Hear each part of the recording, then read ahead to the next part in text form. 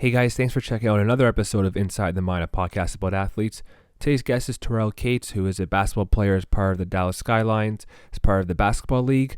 We talked really about his journey getting there and kind of the challenges he faced playing basketball at a community college. Won't spoil too much, so roll the intro.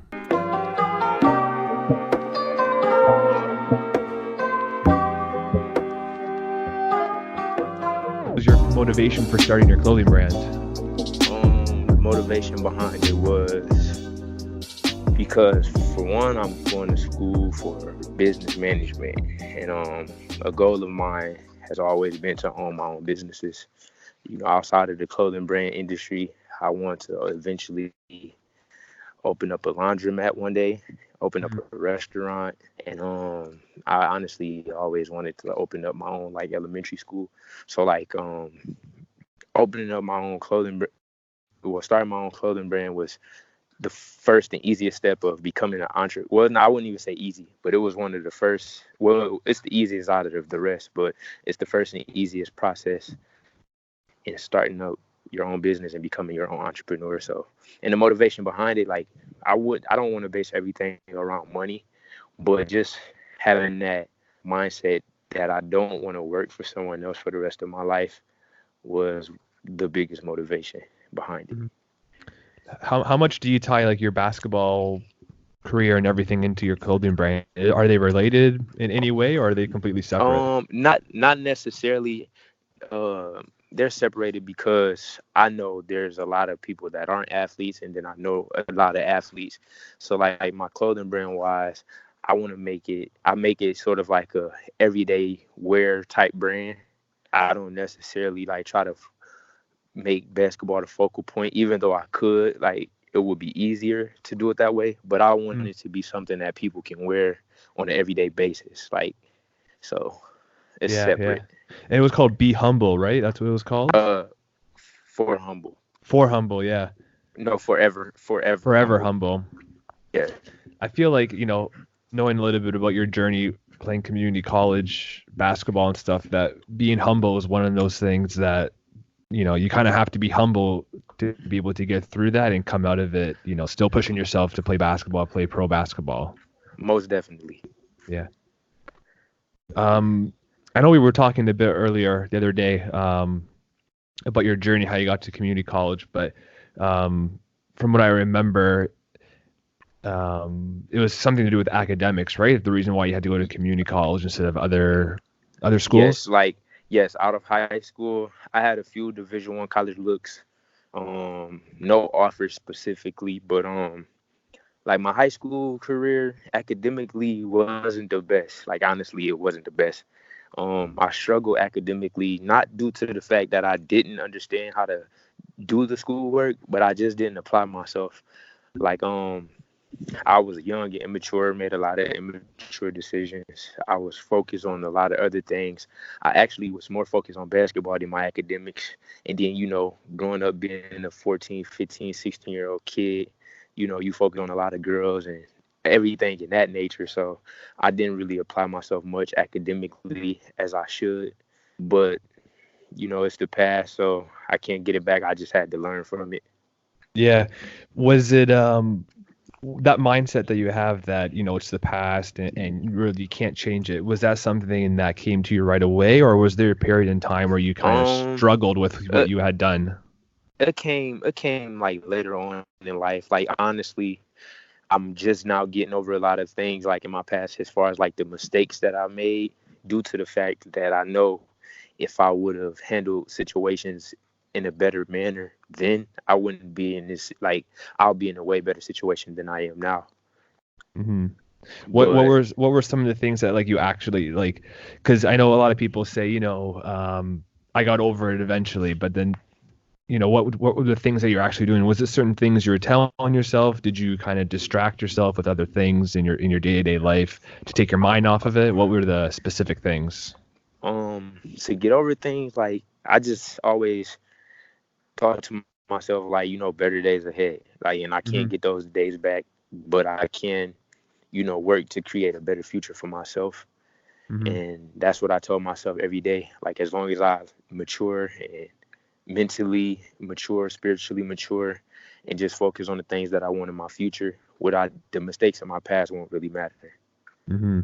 When you're playing, one thing I'm kind of interested in is the community college and your mindset when you're playing community college. Because obviously, if you're playing kind of D1 basketball, the pros or some, European basketball is kind of the next step. But when you're Right. playing community college, there's a couple other steps you got to take before that. So is that what you're thinking while you're in community college and playing, or what was your mindset during those years? Well, my mindset during the community college, well, with me playing at the community college was honestly just to like survive because like a lot of people don't know, but being a junior college athlete is a complete struggle. Like, Mm, well, the people that attended junior college and played uh, junior college sports, they would know. But attending a junior college and being an athlete at a junior college is a complete struggle. We don't get everything that Division II schools get, Division 1s or Division 3s, and some NAIA schools. Like we are at the bottom of the barrier. Like so, it was times in junior college where, as if you might not know if you're going to play at the next level. Like you might mm, not gain any college interest or gain any college coach experiences or exposure. You might not get college offers. So like after junior college is not guaranteed. Like basketball is not guaranteed after junior college. And mm-hmm. then also being a junior college student athlete, there's a lot of outside things that gets in your way. Like for an example, being a 17-year-old kid and at a junior college, we don't get dorms. Well, not many junior colleges have dorms, so you'll have to get an apartment. You'll have to pay rent, and then on top of paying rent, you got to put groceries in your house. And it's just like it's a struggle every day. Like it's a struggle. Like it was times where, me and my roommates and my teammates, we didn't know like what was going to be like our next meal, or it's just a lot throughout the process. So it's a I got struggle, I got I got definitely. to think that like hearing what you're saying, that it's hard, maybe not for yourself, but for other people to stay motivated and to actually stick with it through those tough times. Um, and it really comes down to you have to love basketball so much in order to kind of go through the things that you're talking about. And if you don't love basketball as much as say you did or one of your teammates did, then you might not make it through all the years of junior college or something.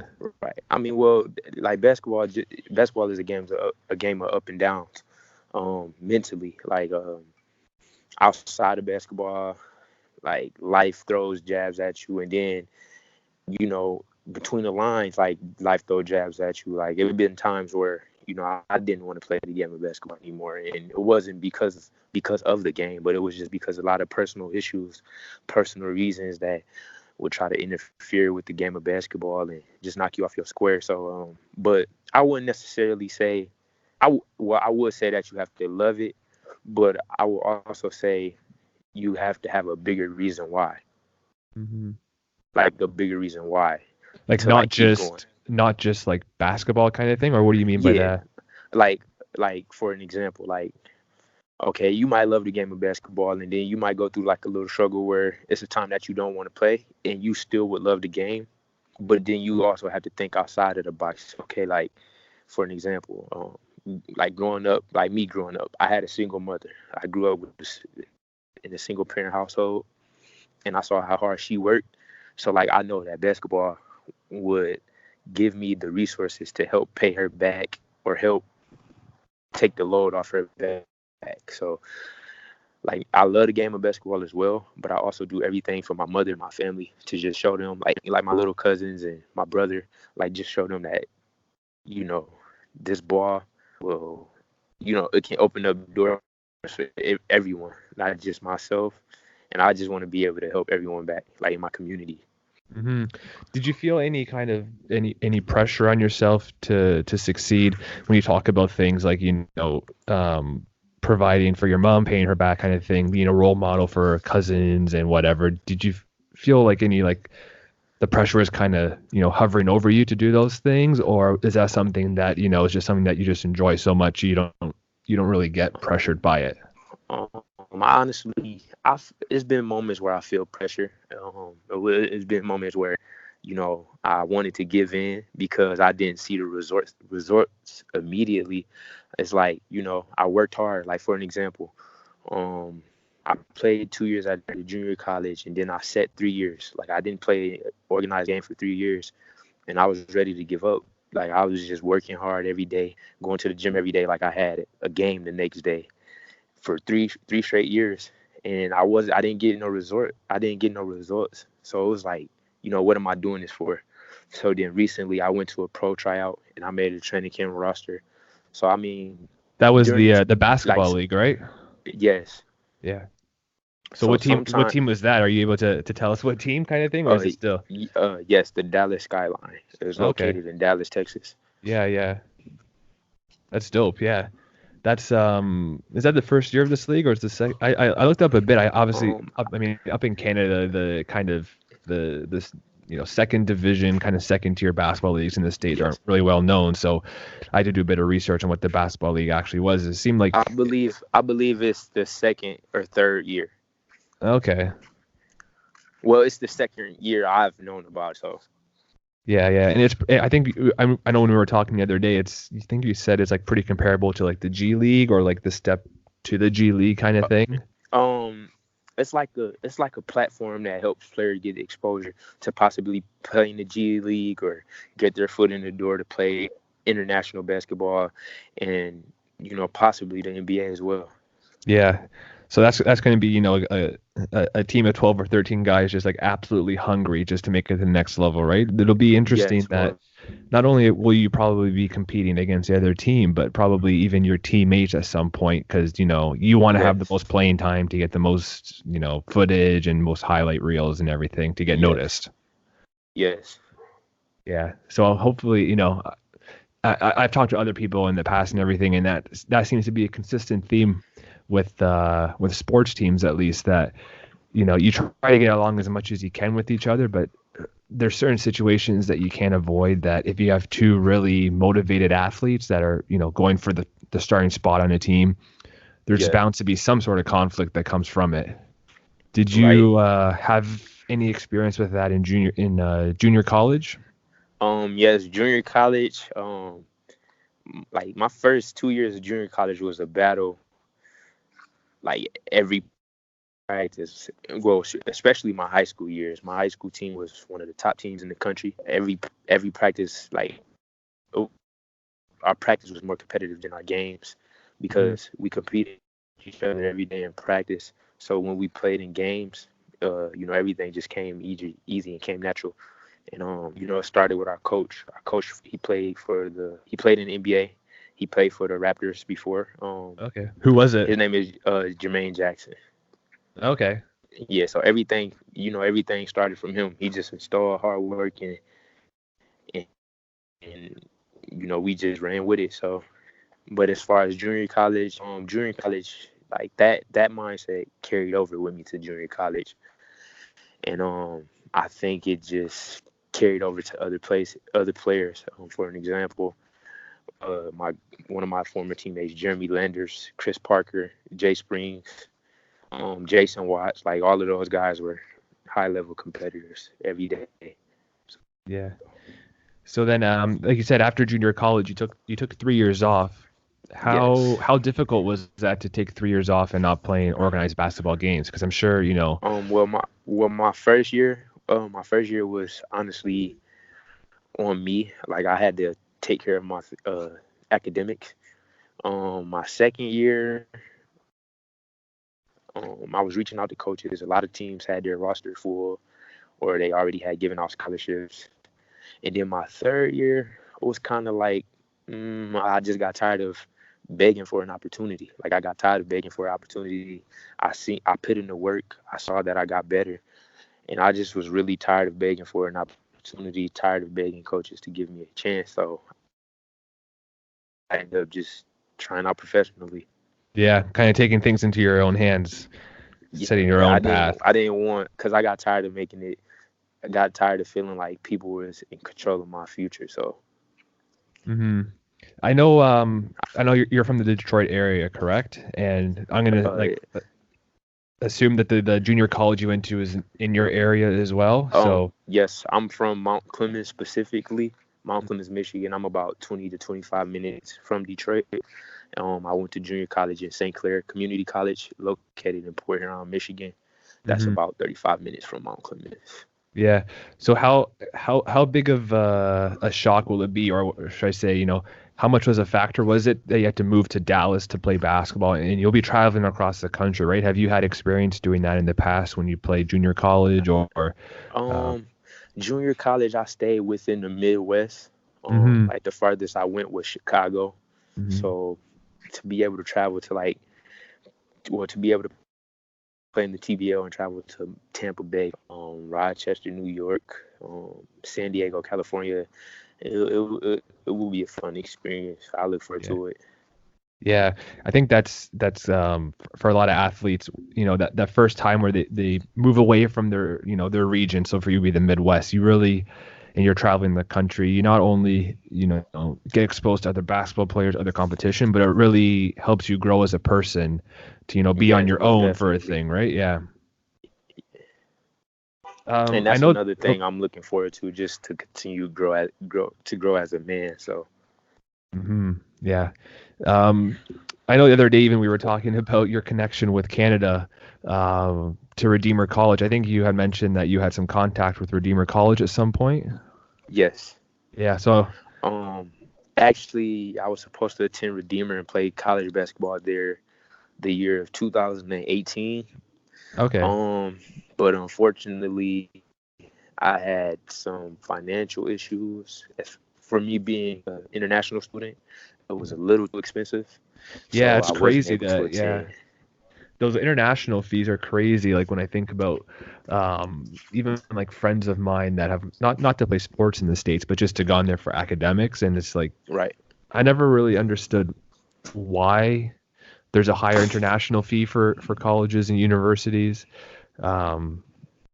Because I mean it's the same, like a student is a student, right? I never understood why international students had to pay more. So and then like with everyone saying how important school is, I feel that some of the fees for these college students should be a little lower.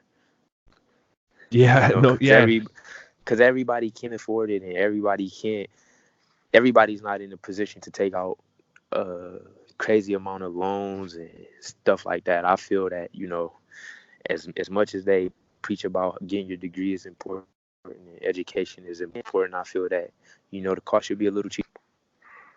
Yeah, and even I was discussing this today with somebody, the bill that they just passed in California, so that college athletes can start getting paid or something to that effect. Right. I was watching the Auburn LSU football game today when I was talking with somebody, and I was thinking, you have these like superstar athletes on the TV, and you almost have a perception that they're living like a celebrity lifestyle or like a sports superstar lifestyle off the field, but then when you kind of dive into it, you realize that these college athletes are, maybe not to the same degree that you had to struggle with junior college and that situation, but to some degree they're struggling, for money, for food and everything. Yeah. So when these stories come out, in the past of like coaches helping to provide for student athletes, you kind of see where they're coming from to some degree, because they're struggling, like you had shared your story and not knowing where your next meal is. With the college student athletes, a lot of them, you got to look at the demographic, like look where they come from. A lot of them come from rough neighborhoods. They attend rough public schools in the neighborhood, and then a lot of them come from single parent households. So it's like, it's a struggle. That's a struggle. Yeah. I know it's a struggle. Yeah, I didn't realize, like you said, that junior college was as kind of bad as it is, the conditions of it.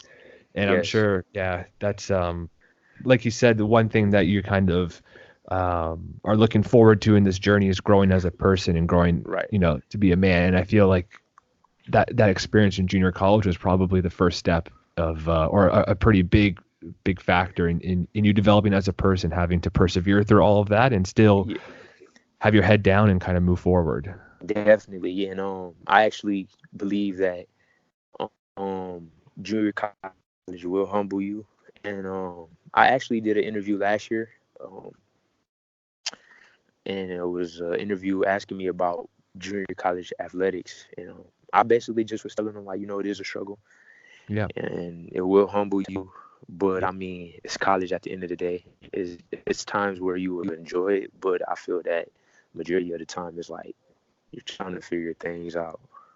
Yeah, and another thing too that in the D1 and probably even the D2 schools is that the student athletes have a lot of academic support with tutors Right. and whatnot. I don't know if I'm going to assume that it's not the same degree or the same level of support in junior college. You're probably more fending for yourself. The access for students to get help is at the junior college level. It's pretty decent because the student body is so small. Like, Mm-hmm. it's not too many students that attend junior colleges. How So like How you might many have would you say were at your campus? Like a couple thousand? I'll say about 1,000 to 2,000, Oh, okay. including the online students. And then like the most students that I had in my class, it was probably about 25 of us. Wow. So like it's the access to get help is there. Yeah, because I mean, I'm even thinking about when I went to school, my largest class was probably like 300 students, right? So Right. you got five tutors to deal with 300 students is a lot more difficult than five tutors dealing with 25 students kind of thing. Right. So you felt like the academic support was still somewhat there Yeah, for junior college, yeah. yes, it was pretty much there. Yeah. So what's your training schedule looking like now that that you're starting Training. up with? Yeah. Well, I don't leave for training camp until January. Mm-hmm. And so right now I'm at home. I'm working out every day. I'm actually working on getting bigger and getting stronger. So I'm Yeah. hitting the weight room about 3-4 days out the week. But I'm Okay. actually in the gym, like working on the basketball side of things, like every day. I might Yeah. take like a Saturday and Sunday off to like rest, but I'm in Yeah. the gym almost every day. Yeah. What's like the strength and conditioning kind of scene like at a junior college? Because obviously I'm making a lot of comparisons here to D1 schools, but you'll see like videos on YouTube of like the Alabama or the LSU or Right. Ohio State weightlifting gyms, and it's like these look like $1 million gyms kind of thing. What's Right. the Yeah. scene like at junior college? Well, it's like the weight room and the gym wise, it's fairly decent, but at the Division 1 and Division 2 level, they have more facilities.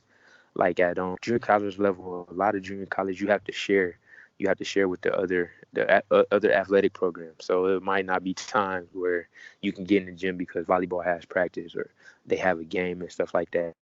Whereas at D1, they got like 3 or 4 gyms on campus where you can go get some work in and go practice and stuff like that. So at the junior college level, you got to get in where you fit in and you got to make best of it. Yeah, and I think one thing that people should really consider, when thinking about strength and conditioning, it's not only about getting stronger, getting faster, but it's also about recovering from injuries and injury prevention kind of stuff. Yeah. Yeah. Did you have any kind of major injuries when you were playing junior college? No, not at all. I broke my ankle before the Mhm. summer before my sophomore season playing basketball, but other than that, I've been blessed to not have any Yeah, huge yeah, injuries. yeah. That's pretty lucky because I myself and other athletes I've spoken to, injuries have been such a prominent, part of your sports life or your athletic life that, Right. I mean, a broken ankle, I'm not going to discredit that. That's painful, obviously, and tough to come back from. Was after you broke your ankle, what were your thought processes, related to basketball? Did you think that, you would kind of fall behind the eight ball a bit, or what were you thinking after you broke your ankle? Um, I was just more so like just trusting the process, um, taking it one day at a time. I didn't really think like I didn't have any negative thoughts at the time. Okay. That's pretty, I mean, I think that speaks a bit to about, just your mentality Right. of you as a person, right? Because a lot of people, even myself, I struggle with injuries, and the first thing I think about is something negative, and one thing I'm trying to work on is positive first, or at least, Right. proactive instead of, just kind of moping around and being sad about an injury. Yeah, I know, cause like I just stay positive because I know, like, if I was to be negative or get down about the situation, it wouldn't help. So I just use that time to like heal. Yeah.